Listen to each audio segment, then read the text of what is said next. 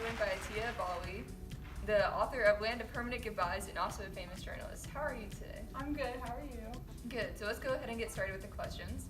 Being a journalist, how is it writing this story different from your other works?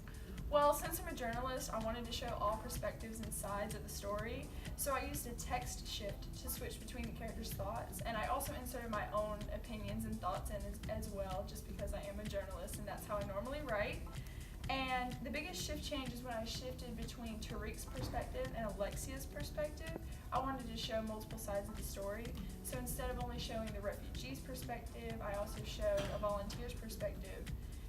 And this was to address the story from a privileged person's point of view. Yes, I really like how you did those. So another question is, what is something you chose to repeat in this novel and why? Throughout the book, I decided to repeat tragic events and escaping tragedies. At first, Tariq runs away from Syria and goes to Turkey, and this is due to a missile hitting his house and killing his family. After escaping that tragedy, he's faced with another one, and he has to leave Turkey for his sister's safety. So they get on a boat and immigrate to Greece, and that's where they're yet again faced with more tragedy. The refugee camps are not safe and sanitary, so they finally moved to Germany, and I wanted to repeat these events just to show how things just aren't always normal and life isn't always good for these Syrian refugees. They're always faced with tragic events all the time, and I wanted to make sure that that stuck with the readers so that they got that kind of feel when they read the book. So you wanted to show more of the struggle with the story? Yeah. We just have a few more questions here. So, how did you represent the relationship between the locals and the refugees throughout this book? I used juxtaposition to show the locals were scared of Tariq and the other Syrian refugees like him, but in reality, it was actually the refugees who were scared of the locals and they felt unwanted. There's a quote that I wrote that really touched my heart on page 269, and the quote is, "Tariq wished he could tell them, please don't be scared of us. We are more terrified of your reactions. We are broken people who are haunted by our past, our future, and our dreams. We didn't come here to harm you. We've come to heal."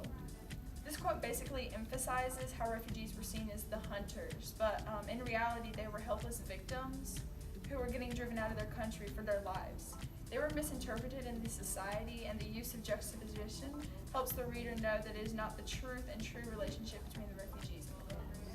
So you saw that as another struggle that the refugees had to go through? Indeed. Alright. So what is the main theme that you wanted to portray throughout this book? I actually had two main themes that came out of the book, and one was to not take things for granted, and the other was to also cherish your family and your loved ones. People who lived happy, privileged lives with no war-torn events and tragedies, they don't acknowledge how lucky and privileged they are. That was one main idea that I wanted to express in the book. Tariq and his family did not deserve what happened to them. I mean, along with all the other Syrian refugees, no one deserves that kind of life. But it was not in their control of what happened to them. Also, you should cherish your loved ones. Tariq's family gets killed, Susan gets kidnapped. All of this really takes a toll on Tariq. And he hits a serious low when all of this stuff occurs, and especially when Susan gets kidnapped. After he had lost everyone, it was just her left, and he was in charge of her. The quote on page 244, he says, "This is death. This is what it feels like to be dead. Just let me die right here." This quote shows just how extreme Tariq's devotion is toward his family. Losing one more person to him, it was just the end for him.